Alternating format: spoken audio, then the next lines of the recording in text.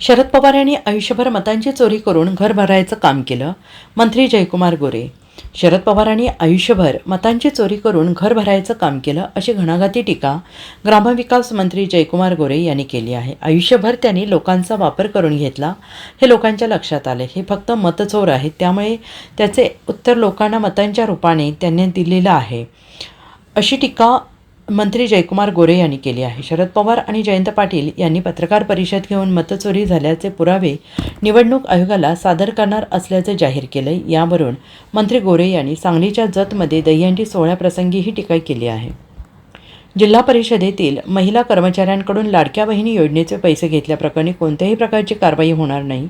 लाडक्या बहिणीचे पैसे घेतल्याचे संबंधित कर्मचाऱ्यांनी मान्य केले, त्यामुळे त्यांना घेतलेले पैसे जमा करावे आणि या योजनेतून बाहेर पडावे हीच अपेक्षा आहे. त्यामुळे कोणत्याही प्रकारची कारवाई होणार नसल्याचं मंत्री जयकुमार गोरे यांनी स्पष्ट केलं आहे.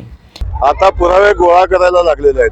आयुष्यभर मताची चोरी केली, लोकांच्या मताची चोरी करूनच आयुष्यभर घर भरायचं काम केलं, आयुष्यभर लोकांचा वापर केला आणि आता जेव्हा लोकांच्या लक्षात आलं की हे फक्त मतचोर आहेत, हे फक्त मत घेत तर जनतेने मताच्या रूपाने दिलेला नाही. मला एक आपल्याला सांगायचं नम्रपणे की काही लोकांनी जाणीवपूर्वक, काही लोकांनी अनाहूतपणे काही फॉर्म भरले आणि त्यांना पैसे मिळालेले आहेत आणि त्या सगळ्या लोकांनी मान्यही केलेलं आहे की आमची चूक झालेली आहे. माझी भूमिका हीच आहे की स्वतःहून त्यांनी विड्रॉ करावा आणि पैसे जमा करावे. कारवाई करणं हा त्याचा काही भाग नाही आहे. त्या आमच्या सगळ्या भगिनीच आहेत, त्यांच्यावर कारवाई व्हावी ही कुणाची अपेक्षा नाही.